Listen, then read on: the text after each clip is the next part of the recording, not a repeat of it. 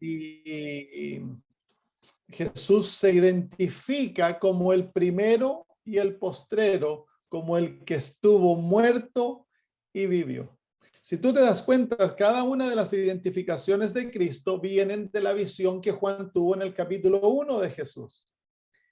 Entonces Jesús es introducido en el capítulo 1 y luego, como él se lo ve caminando entre los 7 candelabros, Cristo se está identificando con las necesidades y las situaciones que su iglesia pasa. Y eso nos trae aliento a nosotros. Cuando tú pasas por cualquier necesidad, Cristo es la respuesta a tu problema. Y esa es la lección, una de las lecciones que enseñan las 7 iglesias, es el hecho de que para la iglesia Cristo es la solución. Si estamos pasando por enfermedad, Cristo es nuestra sanidad. Si estamos pasando por desaliento, Cristo es nuestra esperanza. Si estamos pasando por dolor, Cristo es la solución. Cristo es el todo para la iglesia. Y eso es el mensaje de las 7 iglesias. Dios proveyó a Cristo para ser nuestro todo. Él es nuestro todo. Sin Él no somos nada. Con Él lo tenemos todo. Él es el primero y el postrero. Esto identifica a Cristo como Dios. Porque antes de Él no hay nadie. Después de Él no hay nada. Así que Él es el eterno, el que siempre ha existido. Y ese es un título, lo vimos ya, que viene del libro de Isaías, donde Cristo es identificado como Jehová. Y él se identifica que Él es el único Dios. Fuera de Él no hay otro Dios. Así que Cristo Jesús se identifica aquí como Dios, como el Todopoderoso, como el que siempre existe. En Él reside la vida. Por lo tanto, que al pueblo, que a los hijos de Dios nos quiten nuestra vida física, es lo único que pueden dañar. Como dice Jesús en el libro de Mateo, Mateo capítulo 10. ¿Cuánto nos aferramos a esta vida? Como que fuese la única vida que tenemos, pero no es así. Mateo capítulo 10 dice, versículo 26, así que no los temáis, porque nada hay encubierto que no haya de ser manifestado, ni oculto que no haya de saberse. Lo que os digo en tinieblas, decidlo en la luz, lo que oís al oído, proclamadlo desde la azotea. Y no temáis a los que matan el cuerpo, mas el alma no pueden matar. Temed más bien a aquel que puede destruir el alma y el cuerpo en el infierno. No se venden 2 pajarillos por un cuarto, con todo ni uno de ellos cae a tierra sin vuestro Padre, pues aún vuestros cabellos están todos contados. Así que no temáis, más valéis vosotros que muchos pajarillos. Entonces ese es el mensaje maravilloso que viene de la carta a Esmirna. El hecho que no debemos temer la muerte. ¿Por qué? Porque Jesús es la fuente de la vida. Ellos pueden destruir el cuerpo, no pueden destruir nuestra vida eterna. Y el que está en Cristo tiene vida eterna. Muchas veces Satanás, para destruir nuestra fidelidad a Cristo, nos acosa con temor, nos acosa con miedo, produce circunstancias que nos atemorizan. ¿Qué me va a ocurrir? ¿Qué me va a pasar? Y el Señor Jesús dice, no teman, vuestros cabellos están contados, ni un pajarillo cae a la tierra sin que Dios lo sepa. ¿Cuánto más valéis vosotros que un pajarillo? Así que no debemos temer. El corazón del cristiano debe estar sin temor. Nuestra confianza debe estar arraigada, anclada en las promesas de la palabra de Dios y en la fidelidad de Jesucristo. Él es el primero y el postrero. Nada nos puede pasar sin que Él lo sepa. Y si lo permite, es para nuestro bien. Muy bien. Y luego dice, el que estuvo muerto y vivió. Qué esperanza maravillosa, que nuestro Señor Jesús fue el que derrotó la muerte. Y la experiencia de Esmirna va a ser la experiencia que pronto el pueblo de Dios va a ser llamado a pasar, a derramar la sangre por Cristo. Y hemos de prepararnos mentalmente, espiritualmente para aquello. El someternos totalmente a Cristo, el entregar nuestra vida para que Él determine cómo desea usarnos, ya sea para vida o muerte. El pueblo de Dios ha de aprender a glorificar a Cristo porque Él es el que murió y está vivo. Así que la misma esperanza viene por nosotros. Nuestra muerte es temporánea. Es un descanso, no es ni siquiera muerte, es un descanso en el cual el Señor nos aparta de la lucha por unos días y luego nos devolverá la vida y seguiremos viviendo eternamente. No hemos perecido. Versículo 9. Yo conozco tus obras y tu tribulación y tu pobreza, pero tú eres rico. Y la blasfemia de los que se dicen ser judíos y no lo son, sino sinagoga de Satanás. El Señor Jesús nuevamente esta frase: yo conozco tus obras, yo te conozco. Yo conozco lo que tú haces, lo que tú piensas, tus intenciones, tus deseos. Yo conozco lo que está adentro más y me interesa más de lo que está afuera. Y esto puede ser positivo o negativo, porque puede de que alguien aparente algo, pero por dentro las intenciones sean totalmente distintas. Nosotros podemos engañar al mundo, pero no podemos engañar a Dios. Y lo opuesto es la verdad. Puede que uno esté con desafíos externos, puede que por fuera nadie te dé un centavo por ti, pero por dentro Dios conoce tu amor, tus intenciones, tu deseo, y Dios juzga lo que está en el corazón. Entonces, hemos de descansar en la realidad que Cristo conoce nuestras obras, que Él es el verdadero juez. Si has sido mal juzgado, si has sido maltratado por tus acciones, si han sido juzgadas falsamente, descansa en la realidad que Cristo conoce tus obras. Y eso basta. No es necesario que el ser humano conozca tu corazón para tener paz. Lo que debemos aprender a descansar es descansar en Cristo Jesús. Él conoce nuestras obras. Yo conozco tus obras, y luego le dice, y tu tribulación. La palabra tribulación aquí resume el estado de esta iglesia. En el libro de Romanos capítulo 8, el apóstol Pablo nos ayuda a entender qué significa esta palabra tribulación. Romanos capítulo 8 dice así, el versículo 35 en adelante dice: ¿quién nos separará del amor de Cristo? Romanos 8:35, tribulación. Y ahora viene una definición, dice: o angustia, o persecución, o hambre, o desnudez, o peligro, o espada. Como está escrito, por causa de ti somos muertos todo el tiempo, somos contados como ovejas del matadero. Entonces aquí se nos dice que es la tribulación. La tribulación es angustia, es persecuciones, hambres, desnudez, son peligros y muerte.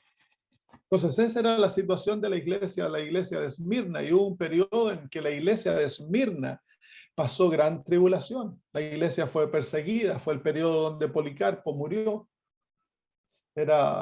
Era como sufrieron mucho, y Dios usa esa iglesia para identificar un periodo de la historia del cristianismo entre los años 100 al año 313, que fue el periodo más arduo de las persecuciones romanas.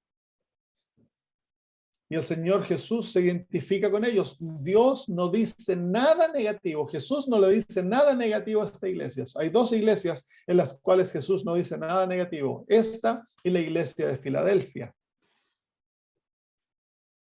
Y aquí Jesús no les dice nada negativo. Identifica a un grupo dentro de ellos que están causando problemas. Pero no hay mensaje negativo para esta iglesia, pues están sufriendo con su vida por su fe por Cristo. Yo conozco tus obras, tu tribulación y tu pobreza. Así que era una iglesia pobre. Y fue el periodo en cual la iglesia fue realmente pobre. La iglesia no tenía posesiones, no tenían estructuras. La iglesia tenía que juntarse en las catacumbas, en los lugares escondidos. Si tú llegabas a ser cristiano, eras desterrado o eras, como se llama, perdías tu herencia.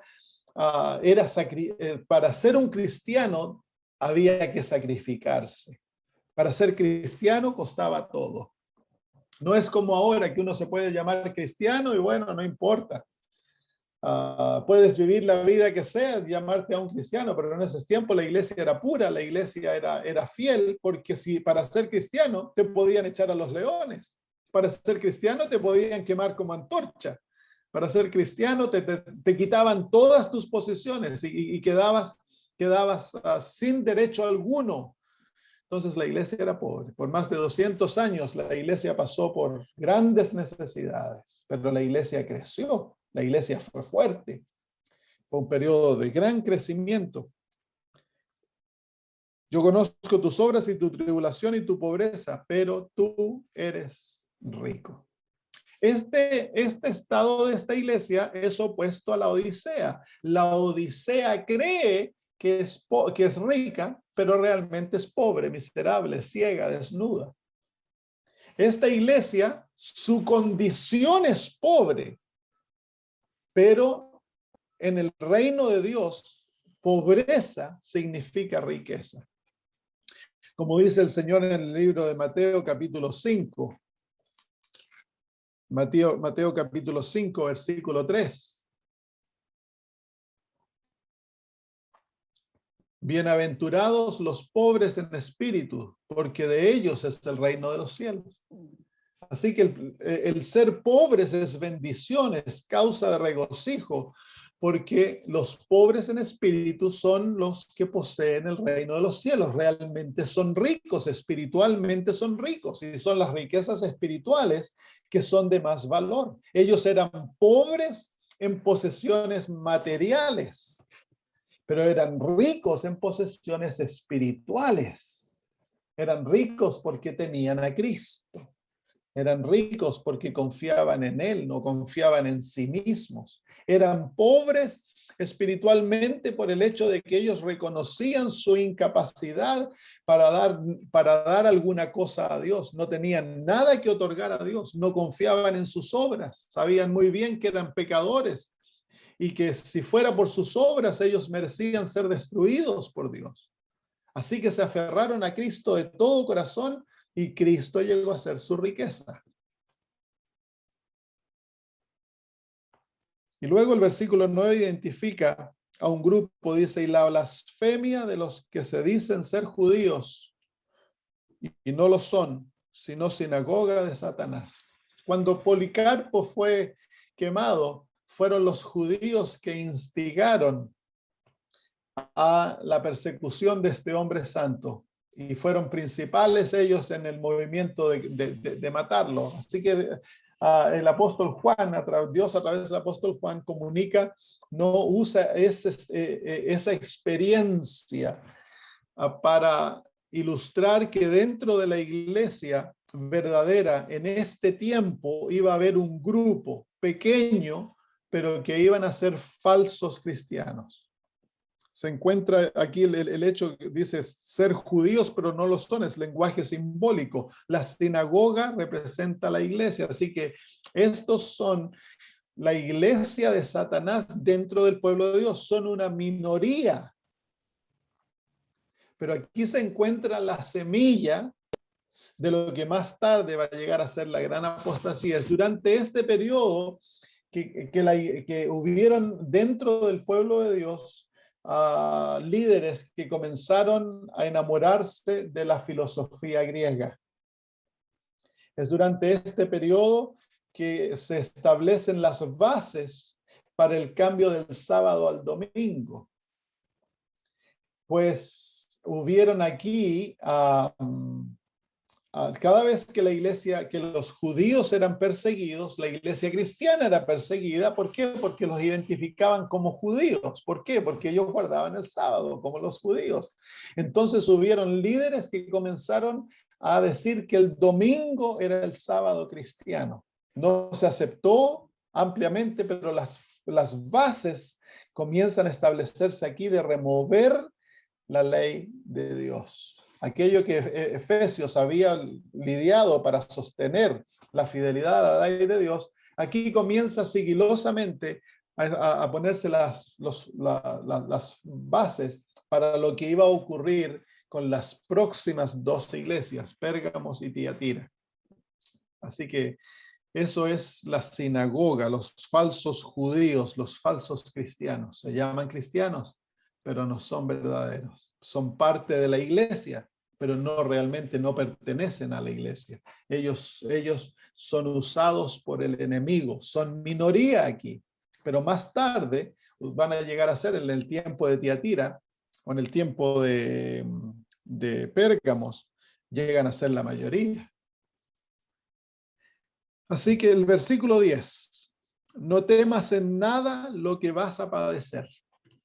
He aquí, el diablo echará a algunos de vosotros en la cárcel para que seáis probados y tendréis tribulación por 10 días. Sé fiel hasta la muerte y yo te daré la corona de la vida. El apóstol Juan fue partícipe de aquella de haber sido echado a la cárcel. Las palabras se cumplieron, era cumplimiento de esta realidad. Cuando él estaba escribiendo estas palabras, estaban siendo cumplidos en el principio de aquel periodo. Que hubo gran persecución en la iglesia cristiana. Hubieron tres grandes periodos de persecución dentro de la época de los romanos. Siempre el imperio romano persiguió, pero no con la intensidad que persiguió durante estos tres periodos. Se fue el periodo de Nero, cuando Roma fue quemada. Luego, entre los años 80 al año 100, hubo un periodo muy intenso, en el periodo de Diocleciano. Y luego, entre los años 303 al año 313, que fue el periodo más intenso de persecución del Imperio Romano a la Iglesia cristiana, cuando el imperio trató de erradicar el cristianismo de entre ellos, del imperio. Y esos son los 10 años aludidos aquí. Los 10 años entre los años 303 al año 313, cuando muchos de los líderes fueron tomados presos y enviados a trabajar en las minas del Imperio Romano, especialmente las minas de plomo. Y cuando volvieron, muchos de ellos volvieron sin ojos, sin manos, por los castigos que pasaron muchas torturas, se les quitaron las posesiones que tenían. La iglesia era pobre, era perseguida. Literalmente la descripción se cumplió que el apóstol da de aquel periodo de tiempo. Versículo 11. Versículo 10. Dice, sé fiel hasta la muerte y yo te daré la corona de la vida.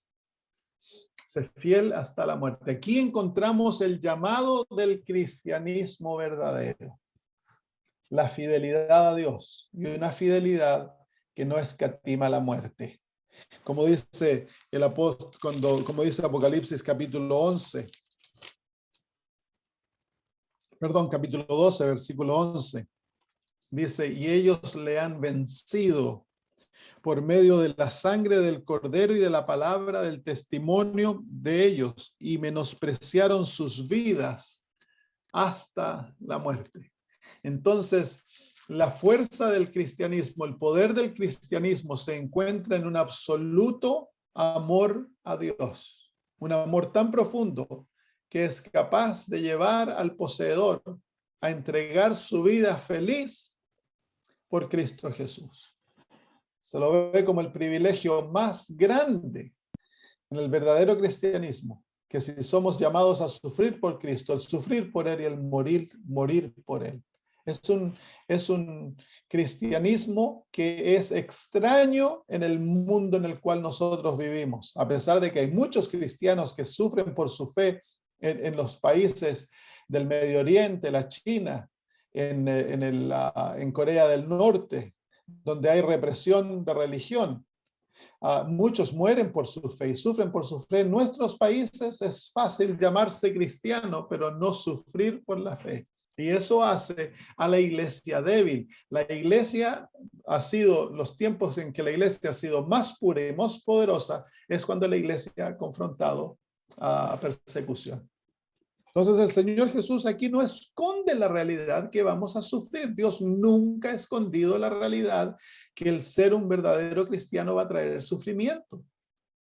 Entonces no debiéramos sorprendernos, queridos amigos, cuando el Señor nos llama a sufrir por Él. Y la realidad que pronto seremos llamados a morir por Él. Dice el versículo 10, no temas en nada lo que vas a padecer. Nuevamente el aspecto de no tener temor. ¿Por qué nos atemorizamos cuando ya tenemos la muerte, tenemos la vida eterna? Es nuestra. No debiéramos tener temor. El temor es falta de amor. Cuando nos atemorizamos por las circunstancias y no podemos dormir y nos volvemos ansiosos, es por falta de amor, es por falta de una fe que obra por amor. Entonces el Señor desea desarrollar aquel amor, aquella fe, para que no temamos, para que confrontemos las circunstancias difíciles de la vida y la persecución sin temor, con gozo. Dice el Señor Jesús en el libro de Mateo capítulo 5, el privilegio más grande otorgado a un cristiano es sufrir por Jesús. Mire lo que dice el capítulo 5, versículo 10 al 12, dice: bienaventurados los que padecen persecución por la causa de la justicia, porque de ellos es el reino de los cielos. Así que cuando sufrimos persecución, ¿qué somos? Bienaventurados. Esta es la verdadera felicidad, dice. Bienaventurados sois cuando por mi causa os vituperen y os persigan y digan toda clase de mal contra vosotros mintiendo. Mire lo que dice el Señor Jesús: gozaos y alegraos, porque vuestro galardón es grande en los cielos, porque así persiguieron a los profetas que fueron antes de vosotros. Gozaos y alegraos cuando somos perseguidos, cuando somos rechazados por Cristo Jesús. Somos bienaventurados, no somos perseguidos porque Dios nos está maldiciendo, nos sufrimos porque Dios no nos ama. Lo opuesto, ese sufrimiento viene por causa de nuestra fidelidad a Dios. Es causa de regocijo. Sí, que el Señor Jesús dice ahí en Apocalipsis 2:10, no temas en nada lo que vas a padecer. He aquí el diablo os echará a alguno de vosotros a la cárcel. No es Dios el que causa esto, es el diablo el que lo trae, pero Dios lo permite y lo usa para el bien. Satanás lo ha calculado, lo ha diseñado para destruirnos, para causar dolor, miedo en el corazón, para destruir nuestra fidelidad a Dios. Pero si nosotros aprendemos a no temer y a escondernos en Jesús, entonces el diablo no puede hacer nada. Lo peor que puede hacer es torturar tu cuerpo y eventualmente matarte. Te causará hambre, necesidad, tortura, muerte. Pero eso es pasajero. Son muy pocos. Yo conocí la historia de un pastor no adventista que él pasó en cárcel en Rumania 40 años. 40 años, y durante esos 40 años ese hombre fue torturado y nunca pudieron llevarlo a que abandonara su fe y su amor en Cristo. 40 años es un montón de tiempo. Entonces, pero es raro aquellos que sufren tanto. Y cuando pasa, no es Dios el que lo hace, es Satanás el que lo trae. Pero Dios entonces se manifiesta envolviéndolo en bendición para nosotros y muchos aquellos que están alrededor nuestro. Aquí el diablo echará a alguno de vosotros en la cárcel para que seáis probados. ¿Cuál es el propósito de ser probados? ¿Por qué Dios nos prueba? ¿No sabe Él lo que está en nuestro corazón? ¿Por qué Él necesita probarnos? Claro que Él sabe. Lo que pasa es que nosotros no sabemos. Entonces la prueba es para que nosotros nos demos cuenta de lo que está en nuestro corazón. Es por eso que yo digo que la experiencia que estamos pasando a nivel mundial como iglesia o como pueblo, la experiencia de ser confrontados con escoger entre esto y si no tomamos esto, entonces sufrimos la pérdida de tantas cosas, nos muestra lo que está en el corazón. Nos ayuda a ver si somos realmente fieles, si realmente amamos a Dios. Porque en tiempo de paz, todos dicen amar a Dios. Entonces Dios permite la prueba para probarnos. Y el probarnos es para que nosotros nos demos cuenta de nuestra verdadera realidad. Que salga lo que está escondido en el corazón.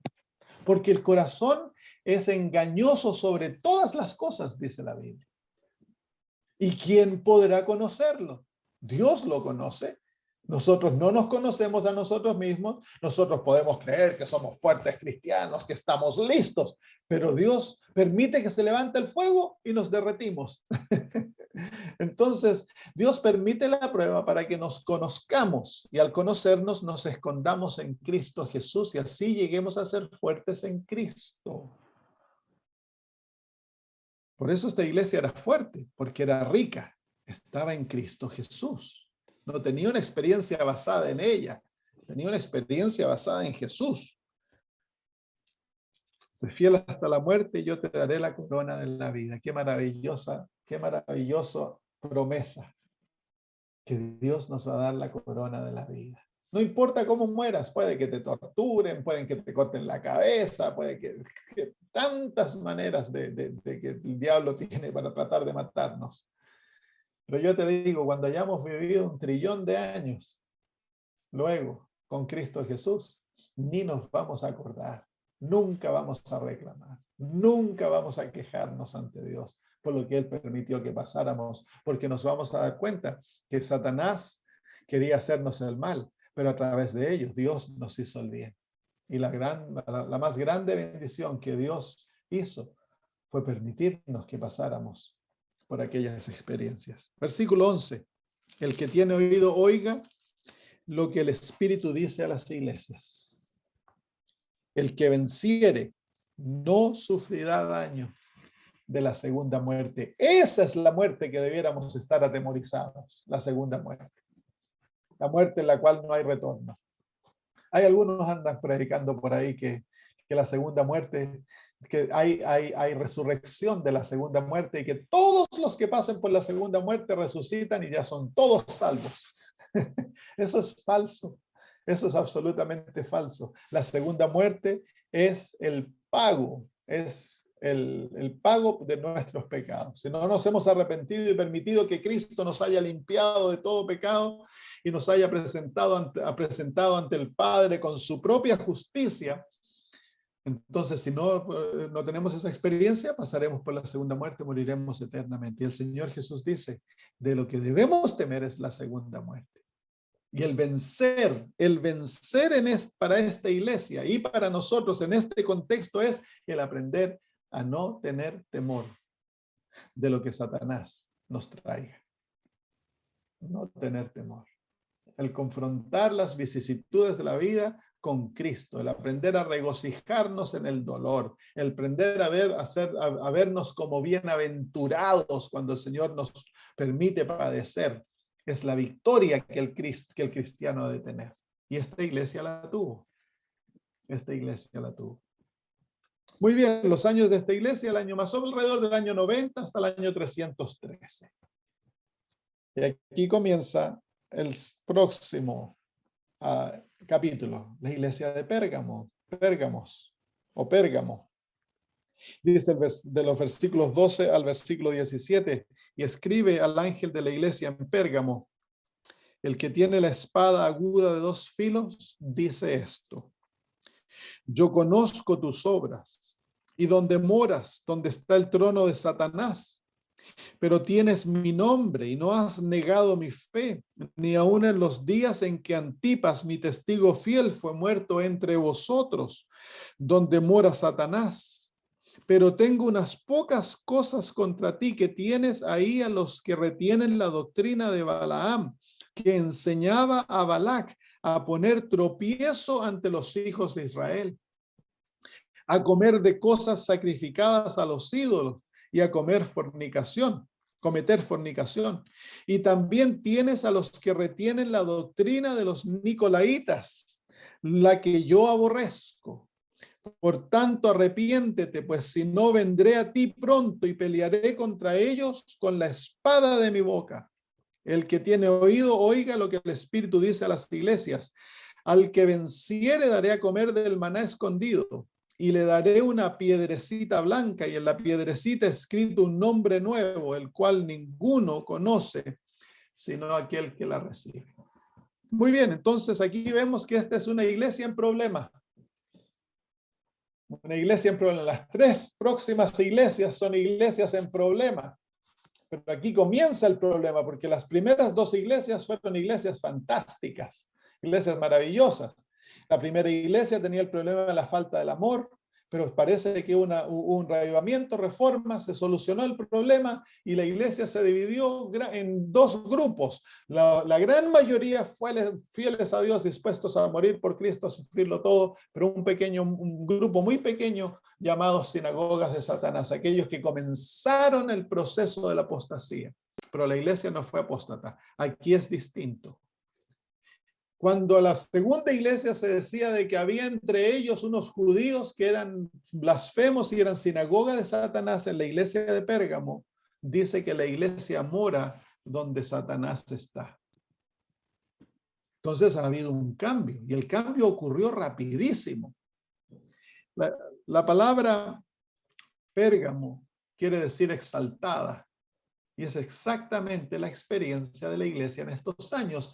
El periodo de esta iglesia va desde los años 313 al año 538 después de Cristo. Esta es la iglesia que provee el fundamento para la formación del papado y la apostasía católica. Es aquí donde la iglesia se separa en dos grandes grupos, los fieles y los apóstatas. Aquí comienza la gran apostasía del cristianismo. Dice el Señor, escribe al ángel de la iglesia en Pérgamo, una iglesia exaltada. Sí, la iglesia de haber sido pobre llegó a ser una iglesia exaltada, porque en el año 310, Constantino, él dice haber tenido una visión. Se llama la visión del puente, se me olvidó el nombre del puente. Iba a haber una batalla entre dos emperadores. El imperio se había dividido, y entonces en la noche antes de la batalla, Constantino vio un sueño y decía, conquista con esta señal. Y en su sueño vio la señal de la cruz en fuego. Entonces hizo que todos los soldados de él se pintaran la cruz en sus vestidos, en sus escudos, y luego el próximo día los hizo pasar por un río, y cuando pasaron por el río, ya dijo que estaban todos bautizados y se habían hecho todos cristianos. Entonces conquistó, ganó la batalla. Entonces él dijo que ahora él era un emperador cristiano. La verdad es que Constantino nunca fue convertido. Él siguió adorando al sol y haciendo todas las cosas de paganos. Pero lo hizo, fue un movimiento que tuvo un sueño, no sabemos si tuvo un sueño, no fue un sueño de Dios, eso fue un sueño de Satanás. El cristianismo nunca había usado la cruz como una señal de ellos. Desde ese momento la cruz llegó a ser símbolo del cristianismo apóstata. Interesante. Ahora, para el cristianismo verdadero, la cruz lo es todo, pero nosotros no llevamos la cruz colgando de cuellos, ni puesta en iglesias, ni adoramos la cruz. No. Entonces, el cristianismo, en el año 313, 3 años más después, Constantino detuvo la persecución y declaró al cristianismo la religión del Estado. Y aquella religión que había sido perseguida, que había sido desdechada hasta este momento, ahora se encuentra, de un día para el otro, se encuentra como la religión popular. ¿Por qué? Porque todos corrieron a hacerse cristianos para poder tener posiciones en el gobierno, porque no se podía tener posiciones en el gobierno si no fueras cristiano. Entonces dice aquí el versículo 12, el Señor Jesús se identifica con este periodo, el que tiene la espada aguda de dos filos, dice esto. El Señor Jesús se identifica como el que tiene la palabra de Dios. Miren, en el libro de Hebreos, el capítulo 4, se nos define el símbolo de la espada aguda de dos filos.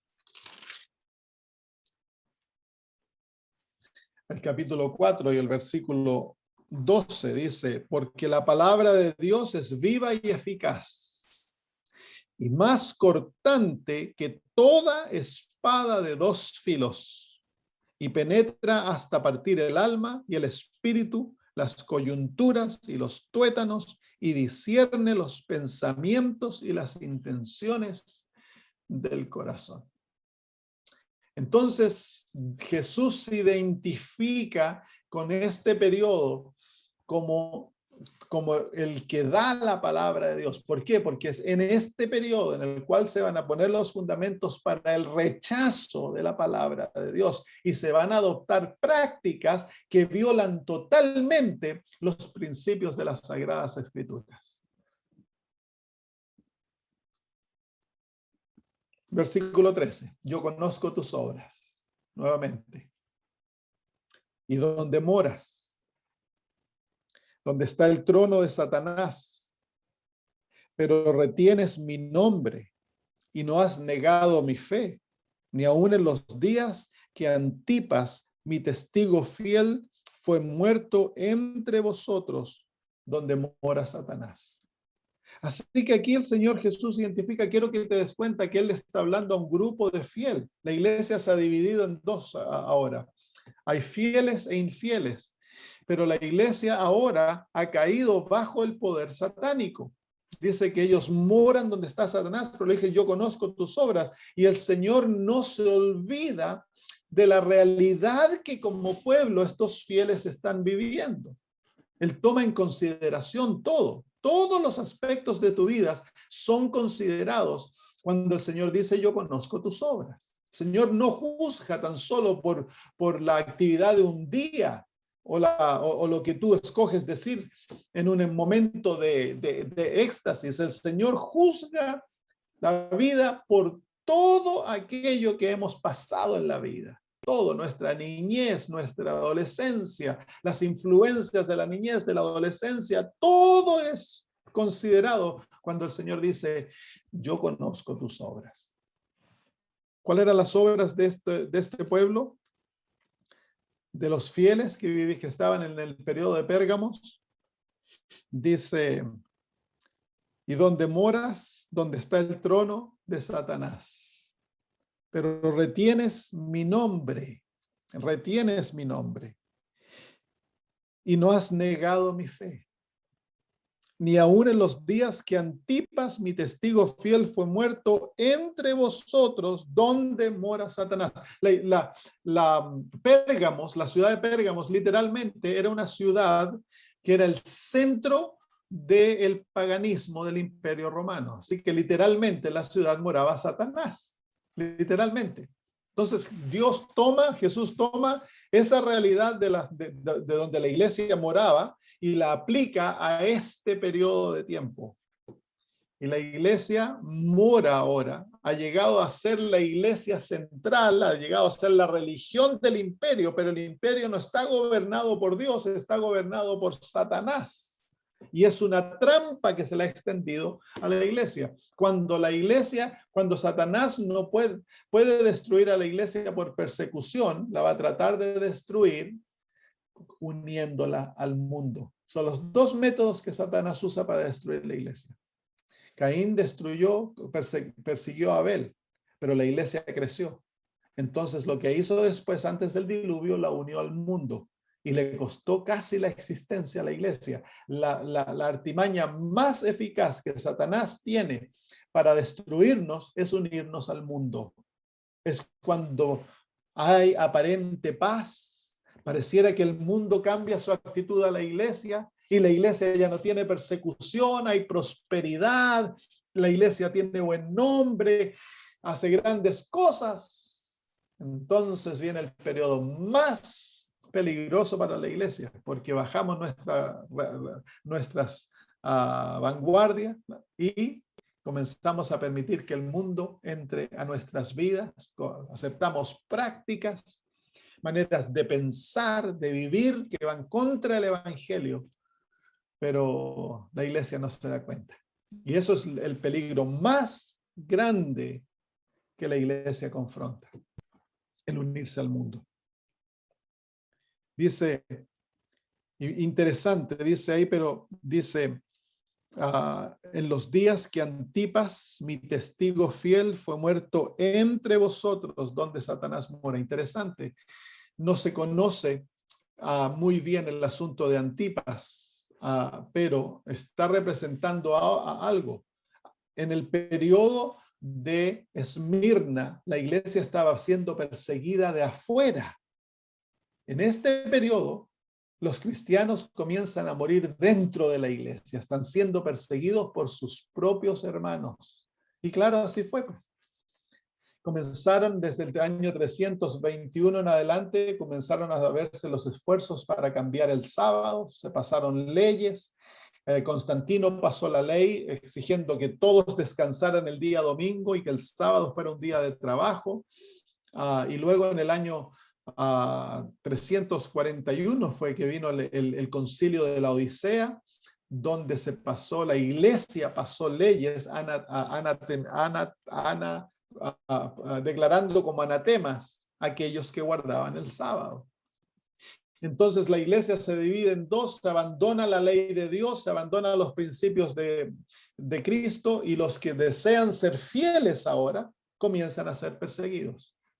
Y es en este periodo de tiempo donde nacen los valdenses, los albigenses, los hugonotes, que fueron cristianos, que viendo la apostasía, ellos sabían entonces que iban a venir periodos de gran persecución y se arrancaron a vivir a los montes. Y ellos desarrollaron la fe pura. Ellos fueron los que durante la Edad Media, la iglesia de Tiatira, ellos mantuvieron la fidelidad y mantuvieron la palabra de Dios y mantuvieron el cristianismo puro. La formación de ese grupo se encuentra en Pérgamos, periodo de Pérgamos.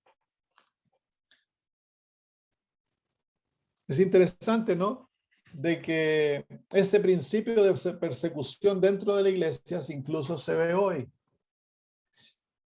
Y lo vemos en cosas tan sencillas como una vacuna, a los que se vacunaron y los que no se vacunaron.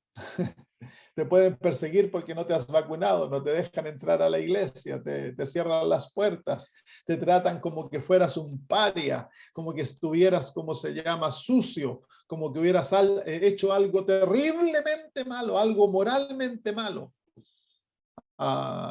Y tristemente, tus propios hermanos no te persiguen, te tratan como que fueras distinto. Y eso es Satanás obrando para dividir a la iglesia, cuando la iglesia nunca debiera dividirse por estos asuntos. Versículo 14. Pero tengo unas pocas cosas contra ti. Ahora viene lo negativo. Que tienes ahí a los que retienen la doctrina de Balaam. ¿Quién era Balaam? Esto nos está llevando de vuelta a Números capítulo 22. Capítulo 22 al capítulo 25, cuando Israel estaba a punto de entrar a Canaán, luego de los 40 años, ellos acamparon en un lugar que se llamaba Acacia, el valle de Sittim. Y el rey Balac estaba atemorizado, aterrorizado. Los amonitas y los moabitas se unen para tratar de destruir a Israel, pero no por guerra, sino por artimaña. Ellos contratan el servicio de un profeta, Balaam, que era profeta de Dios, pero por amor a las ganancias llegó a ser profeta falso. Y lo contrataron para que maldijese a Israel, pero no pudo maldecirlo. Trató de maldecirlo, pero no pudo. 3 veces trató, eventualmente terminó bendiciéndolo. Entonces, la Biblia nos dice de que él le enseñó a Balac qué hacer para destruir a Israel. Y lo que iban a hacer era unir a Israel con el culto de Baal para que Dios castigara a Israel. Entonces le enseñó cómo traer a Israel a la apostasía, y fue a través de la unión de lo sagrado con lo mundano. Dice, pero tengo unas pocas cosas contra ti, que tienes ahí a los que retienen la doctrina de Balaam. ¿Cuál era la doctrina de Balaam? Unir lo sacro, lo santo, con lo común. Juntar a Israel con Moab y que se unieran a adorar a Baal como que fuera algo santo. Dice, a poner tropiezo ante los hijos de Israel. El tropiezo fueron las prostitutas que vinieron al campamento y atacaron a los líderes y los llevaron al culto de Baal, a comer de cosas sacrificadas a los ídolos y a cometer fornicación. Entonces aquí se encuentra el periodo en el cual la iglesia, especialmente los líderes de la iglesia, van a apostatar, y a través de ellos la iglesia va a aceptar un tipo de cristianismo que es unión entre cristianismo y paganismo, pero la realidad es que se están adorando a ídolos. Es el principio de la Iglesia Católica. Aquí es cuando se aceptan doctrinas falsas, se aceptan como los templos paganos ahora quedaron a la disposición del cristianismo. Los líderes del cristianismo comenzaron a decir, pero no es necesario deshacernos de los ídolos, cambiémosles nombre. Entonces a Zeus llamaron Pedro y a otro llamaron Pablo, y se les enseñó a la gente que estos eran para recordarnos de los grandes apóstoles y ayudarnos a visualizar su obra. Y también se racionalizó que se usaban los métodos paganos, iba a ser más fácil ganar a los paganos, le iba a ser más fácil que entraran al cristianismo los paganos. Pero en vez del cristianismo ganar al paganismo, el paganismo conquistó al cristianismo. Y la iglesia cristiana llegó a ser pagana, pero con un manto de cristianismo, con un velo de cristianismo. Y eso es lo que lo que Jesús está mostrándole a la iglesia aquí. Había un grupo fiel que se mantuvo por parte de la verdad, que no abandonaron los principios de las Sagradas Escrituras, que llevaron adelante la fe antigua, pero la gran mayoría comenzaron a abandonar la verdad. Con esto tan atractivo, es tan atractivo para el corazón humano, el no abandonar los hábitos antiguos, no abandonar las prácticas viejas, el ser cristianos, pero seguir viviendo como vivíamos antes. Y es el principio de la derrota del cristianismo. Satanás casi destruyó el cristianismo por este principio, el permitir que el cristianismo se una con el mundo. Y lo estamos viendo dentro de nuestra iglesia grandemente hoy. Es por eso que la iglesia adventista ha perdido su poder. Y estamos abandonando los principios de las Sagradas Escrituras. Usamos la filosofía humana para contradecir lo que dice el espíritu de profecía. Los hombres de gran conocimiento presentan teorías tan favorables. La música, la manera de vestir ha cambiado y se va perdiendo aquella inocencia que Dios desea que tengamos como pueblo, y llegamos a un punto en lo que se llama malo y fanatismo a lo que antes se veía como bueno y lo que Dios deseaba que como pueblo viviésemos. Se llama malo a lo bueno y a lo bueno se llama malo. Muy bien, versículo 15. Y también tienes a los que retienen la doctrina de los nicolaitas, la que yo aborrezco. Los nicolaitas negaban la ley de Dios y decían que era legal para un cristiano el vivir inmoralmente, porque nosotros ahora vivíamos sobre aquellas cosas. Entonces aquí se está apuntando al principio del abandono de la ley de Dios. Y la Iglesia Católica hace eso, ¿no? abandonó la ley de Dios, la transformó, la cambió y puso un hombre en lugar de Dios en el trono. Y los principios de aquellos se encuentran en el abandono de los principios de la ley de Dios.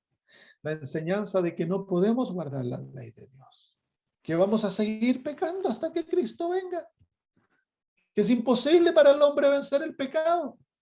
Peca nomás, no te preocupes, después lo confiesas. Eso comenzó aquí.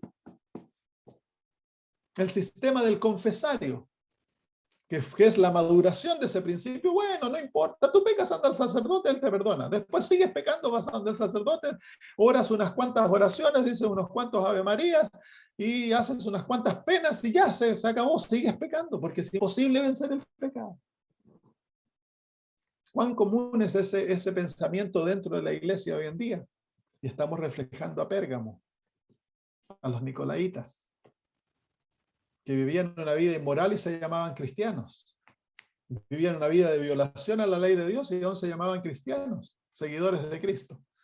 Cuando vemos la vida de Cristo y de los apóstoles, una vida santa, una vida de guerra contra el pecado en sus propias vidas y guerra contra el pecado en la iglesia.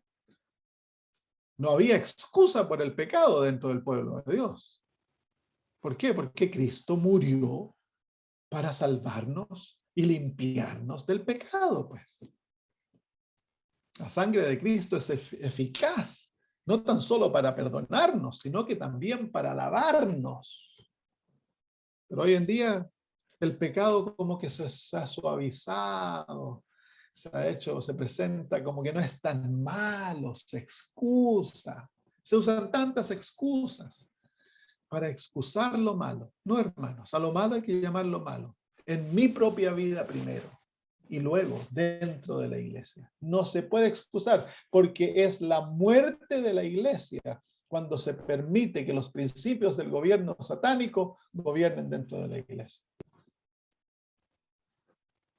Versículo 16.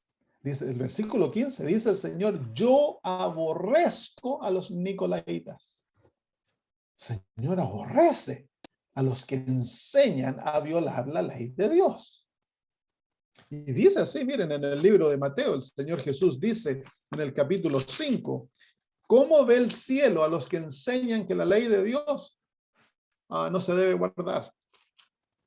Capítulo 5, el versículo 17 dice, no penséis que he venido para abrogar la ley o los profetas, no he venido para abrogar, sino para cumplir, porque de cierto os digo que hasta que pasen el cielo y la tierra, ni una jota ni una tilde pasará de la ley hasta que todo se haya cumplido, de manera que cualquiera que quebrante uno de estos mandamientos muy pequeños y así enseña a los hombres, muy pequeño será llamado en el reino de los cielos. Mas cualquiera que los haga y los enseñe, este será llamado grande en el reino de los cielos. Dios tiene un cuidado supremo por su ley y Él espera que su iglesia tenga la misma actitud hacia su ley. Satanás odia la ley de Dios, odia la ley de Dios. Entonces va a estar constantemente instigando a la iglesia a abandonar su fidelidad a la ley de Dios. No somos salvos por aquella ley, pero Dios nos salva para que seamos fieles a su ley y no la quebrantemos más, sino que vivamos una vida de fidelidad a los principios de su gobierno. Si no es ¿cómo se llama? Treason,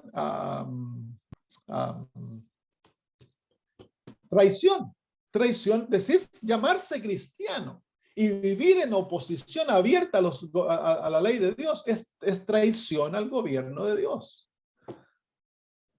Y la iglesia aquí entró en aquella mentalidad, una mentalidad de traición. Aún se llaman cristianos. Yo hablaba con un muchacho que era ortodoxo y estaba estudiando para ser sacerdote. Me vino a visitar el otro día, ahora llegó a ser adventista. Y me decían, ¿no? De que dentro de la iglesia de él se adoran los ídolos, son fanáticos de los ídolos, se ora a los ídolos, se postran ante los ídolos, las iglesias de ellas están llenos de ídolos. ¿De dónde vino eso? De este periodo, pues. Aquí fue donde se mezclaron el paganismo con el cristianismo y se aceptó la idolatría dentro de la iglesia. Y fue algo que ocurrió muy rápido, muy rápido. Ese es el peligro, el gran peligro de tener el apruebo del mundo. Es mejor, queridos hermanos, que el mundo nos persiga y que seamos fieles a Dios, que tener el apruebo del mundo y volvernos contra los principios divinos. Cuando el mundo nos palma la espalda por nuestros hospitales y nuestro sistema de educación y nos hablan cuán bien somos y qué aquí, que allá y qué grande y qué bueno, cuidado, porque detrás de eso está la lengua de Satanás engatusándonos para no ser fieles a Cristo. Versículo 16, por tanto, arrepiéntete. A la primera iglesia se la llama arrepentirse de la falta del primer amor. Aquí dice, arrepiéntete, pues si no vendré a ti pronto y pelearé contra ellos con la espada de mi boca.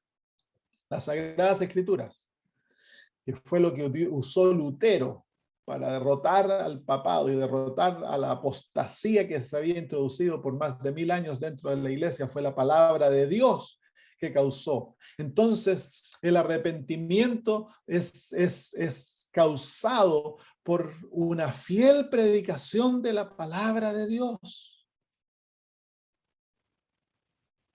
Si le andamos diciendo a todo el mundo que Dios te ama y no permitimos que las Sagradas Escrituras corten el alma y dividan, porque por eso es la palabra, es de doble filo. Con un filo se usa para defenderse del otro enemigo y que en el otro filo te corta a ti. Entonces, al estudiar la Biblia, al escudriñar las Escrituras, hemos de permitir que sus principios nos lleven al arrepentimiento. El propósito de la Biblia es mantener nuestros ojos abiertos, que veamos nuestra condición y no permitir que haya pecado escondido en nuestro corazón.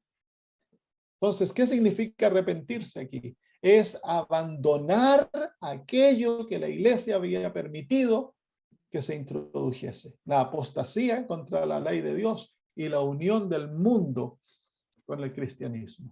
Y Dios aún llama a aquello. Si nosotros queremos que Dios nos use, derrame su poder sobre nosotros, ha de haber una obra de arrepentimiento dentro de la iglesia adventista como nunca antes. Porque hemos apostatado, hermanos. Los mismos principios se encuentran dentro de nosotros. Y el Señor nos llama, arrepiéntete, dice. Por tanto, si no pelearé con la espada de mi boca. El gran arrebatamiento va a venir por la predicación fiel de las Sagradas Escrituras. No hemos de excusar el pecado en nuestras vidas, hermanos. No hemos de excusar aquello que va en contra de la voluntad de Dios, porque si lo excusas, eventualmente terminarás en tinieblas, como la iglesia de Tiatira. Luego dice el versículo 17, el que tiene oído, oiga lo que el Espíritu dice a la iglesia. Al que venciere daré a comer, al que venciere le daré a comer del maná escondido. ¿Qué es el maná? El maná es la palabra de Dios, es símbolo de la palabra de Dios, es símbolo de Cristo también. Entonces aquí los que vencieren, los que se arrepientan, los que estén dispuestos a no excusar el pecado, sino que ser celosos en su vida de ser fieles a Dios, Dios les va a dar una experiencia más rica con su palabra y con Cristo Jesús. Van a ser alimentados por la palabra. Y luego dice, y le daré una piedrecita blanca y en la piedrecita escrito un nombre nuevo, una experiencia de reconversión. Eso es lo que necesitamos, un reavivamiento, una nueva experiencia de ser reconvertidos, porque como iglesia estamos muertos, el cual ninguno conoce, sino que aquel que lo recibe. Muy bien.